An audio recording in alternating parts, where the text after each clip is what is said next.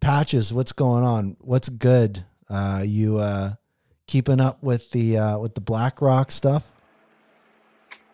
Yeah, I came into this I was in a meeting, so I didn't hear the whole thing. I'm sure you already went over it in detail, as you do perfectly every week. I am so bullish. It's undeniably bullish. And, I did hear you talk about it a little bit, but it's just, one, I'm a technologist. I do not do price speculation and I don't comment on it. But from the technology standpoint, when you have all major news organizations arguing on if something did or did not happen on your network, that's a positive thing. Yes.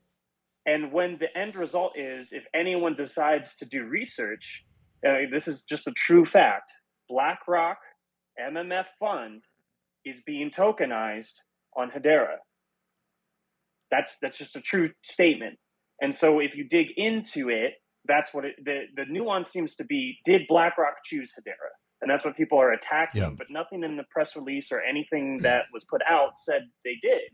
They just said that their funds are now being tokenized on the Hedera network. Yeah. And I think the pushback was from influencers skipping to the end and saying things that weren't true. Like BlackRock has chosen Hedera, which is, they've approved that Hedera can be the one to tokenize their assets. So it's just so nuanced of an argument that, again, it's just great. Everyone's talking about HBAR. Yeah. We had this insane God candle to 18 cents and we came back down to 11. And now I think we're chilling around 12 to 13. It's just, I'm done talking to Cardano maxis and other people online. It's enough information is out there that if any big post that was funny, there's tons of, and what I'm really proud of, nuanced, well-spoken, researched rebuttals. It's not, well, you're a dumb clown face, and then in crypto Twitter, so it could go way worse than that. But that's not happening. It's much more, hey, no, this is what, they had to sign off on the press release. So everything in that press release, BlackRock did approve. They had to sign off on these assets being tokenized. The people that are tokenized the assets are accredited in the UK to do such a thing. So it's this is all good. We're in the conversation. I think the biggest problem Hedera has had is getting here, is getting to the conversation that people are listening to and are talking about. And RWAs couldn't be hotter. We have a really good first step approach to RWAs on Hedera, and it's tokenizing BlackRock funds. Yeah. That's something to celebrate. Huge, 100%. And I think that too, you brought up a good point, which is like, as people talk about like mass adoption of crypto is coming, or, these major institutions and real world assets are going to use crypto and stuff like that. I think that is where there's the knowledge gap with crypto natives and just kind of how things work in the rest of the world, which is like, and kind of what I mentioned on the show is what these stories are going to end up amounting to is, companies like Secure or whoever BlackRock did their tokenized product on Ethereum with, and then Arcax with their tokenized product on Hedera. It's those companies, right, are going to use technologies that provide the best value for their clients, and their clients are going to go with companies that provide them the best value. So BlackRock went with Arcax because they provide a great value for this. And BlackRock has a product that Arcax wants to make available, and Hedera is a part. Like, it's literally what Lehman talks about, is like people are going to be using Hedera without realizing it. And you hit the nail on the head where it's like, all of that isn't the story. The story is that it's on Hedera. Like, that's just literally the story. And to me, it doesn't even matter if BlackRock knew or not. That's my opinion on it. Right. And so again, they definitely signed off on the press release. Christian Hasker tweeted that out. I agree with you that there was a lot of openness from responses from high level people that we haven't really seen before. So that was really good commentary on that. And at the end of the day, the question I would pose to anyone is, do you believe that BlackRock, a institution that has said publicly that they believe RWAs are the next stage in which, tokenization of assets is the next stage of investment. Do you believe that they would have their fund that they had to approve to go onto a network and then not look at how well it does and how it functions and understand the technology? Mm-hmm. Is that a thing that BlackRock would do when they know that this is a industry that they want to get into, when they have some of their funds actually being tokenized on a network? Yeah. Oh, just pull that thread. Oh, 100%. And even, going a level up, I think Credible Crypto put out one of my favorite tweets on this, which Credible Crypto is like, let me get this straight. BlackRock has tokenized their funds on 2 networks, Ethereum and Hedera. Am I wrong? It's good company. Yeah. It's good company to be in. Yeah. I was like, okay, this is that kind of sets the stage there. And yeah, I think that like I was saying, like where my mind goes is like, this is definitely not the big moment. This is definitely a start. It feels like a start to something, because BlackRock is not the first real world asset tokenized on Hedera, right? And it's not the first real world asset tokenized on Hedera by Arcax, right? Before BlackRock came, there was already, tens of billions of dollars of real world assets tokenized on Hedera. This BlackRock is a very powerful name. So this one is especially exciting, but I think it's just another, it's just another one, and we'll kind of see the next one. It'll be very interesting. But while I have you real quick here, Patches, maybe a quick little, just before we wrap the show, quick little debrief on the Hashinals news. That was a great Spaces yesterday, and just maybe capture some of that on the show here today. Yeah, Dynamic Hashinals definitely picked the wrong day to try to make noise in the Hedera space. I'm okay with it. It definitely, like, we had a good time. We have, there's 5 Defiants that are the first Dynamic Hashinals that are up on Centex right now for auction.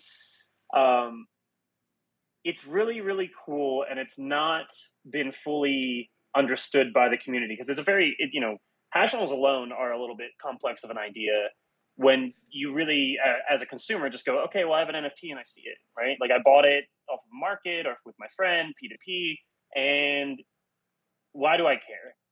And the answer is so nuanced that your eyes glaze over if you're not like an engineer. And so the real answer is, like, it's really boiled down. The benefit of Hashinals is the longevity of that storage is paired much closer to the longevity of proof of ownership. Mm. That's really it. Yeah. If Hedera goes away tomorrow, so does your NFT, so does the content of your NFT. If IPFS goes away tomorrow, all of the data on your NFT goes away, but your ownership is still here. Right. That's the difference. I think it's amazing, man. Yeah, it's really cool. But the dynamic part is, we were all really pumped for 657, and really 657 is a stepping stone to trying to get parity with Ethereum. Right. Having the flexibility of a smart contract, it's ERC 721, which is what most NFTs are, or 1155. You can adapt the metadata very readily. You can make the metadata adapt based on time of day. There's a lot of nuanced, cool things you can do. And the token service has the benefits that when you interact with it, it's not as dangerous because it's not a smart contract. It's there's guardrails on what it can do. And those guardrails have reduced some functionality, like adapting metadata.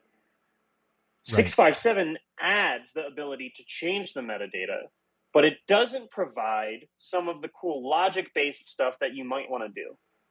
And so Dynamic Hashinals works in tandem with 657. It's not like either or, it's both. Gotcha. So you can create a Dynamic Hashinal. You mint one, and it's just a picture of the number 1. You go to, right now it's just tier.bot/inscribe, and you want to update your Hashinal. You upload a picture that says 2. You send it. Anyone who had that Hashinal now sees 2 in their wallet. Mm. say you update it to, 7, and you're like, no, I really want it to be 3. I put the wrong image. If you had the metadata key, you could go and change the pointer to a topic ID that did have 1, 2, 3. And the provenance of what was in that dynamic Hashinal will change. But you'll see it on chain. And so you have the ability to change the pointer, and the pointer has an ability to change the content, and they work together. Gotcha. That's wild, man.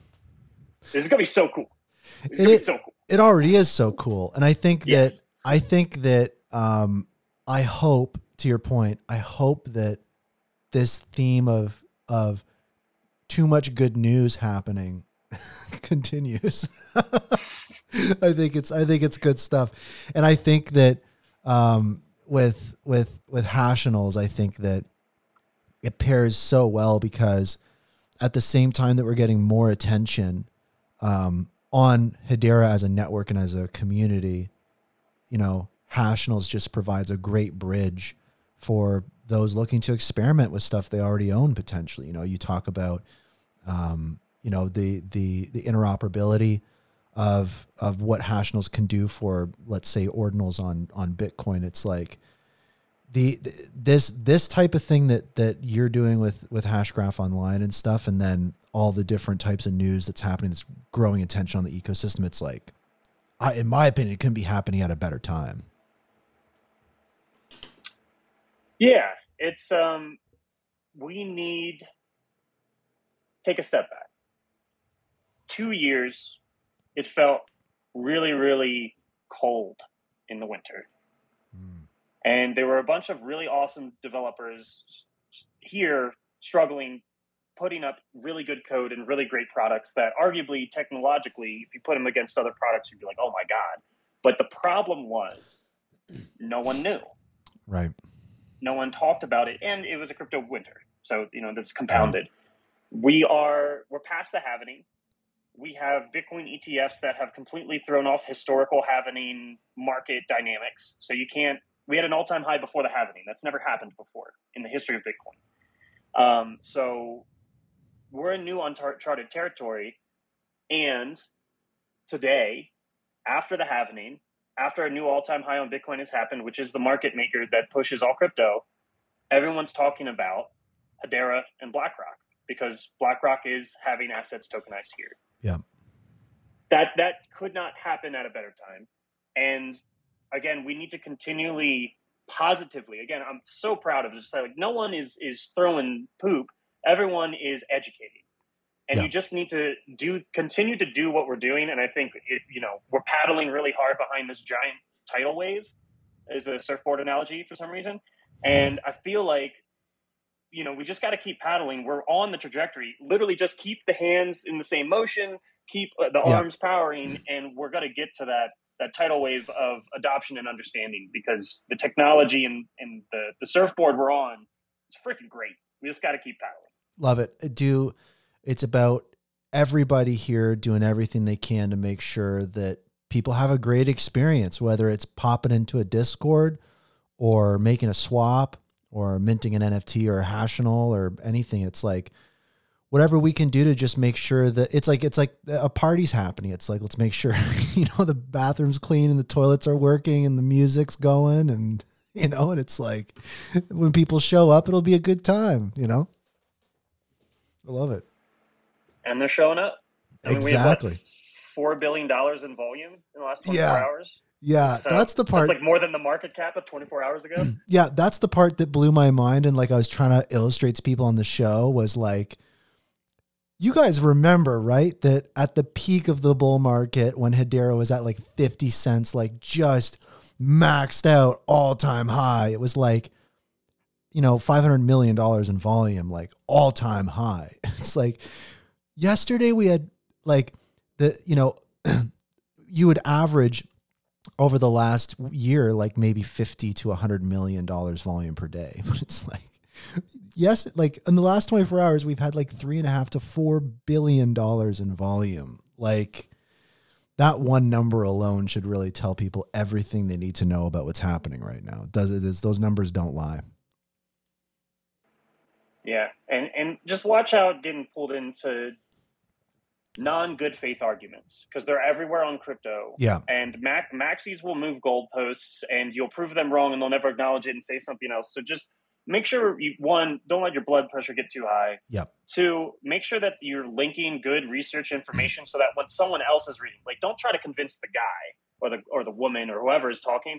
Try to put enough information there that when someone else reads it, yes, there's resources for them to get to the actual facts that make sense. And so that's all I'd say. Don't, trolls and flames can only, flame. What do you call it? Like, troll flaming only works if there's substance to you. Yes. So yeah, and again, I haven't really seen much of the flinging. So it's just everyone just keep doing what you're doing. I already said it. And also, I love it. I got a minute, so I gotta bounce to a meeting. But I really appreciate you having me up, and absolutely love your podcast. Thanks so much, Patches. You take care. Have a great rest of your day, man. Appreciate you.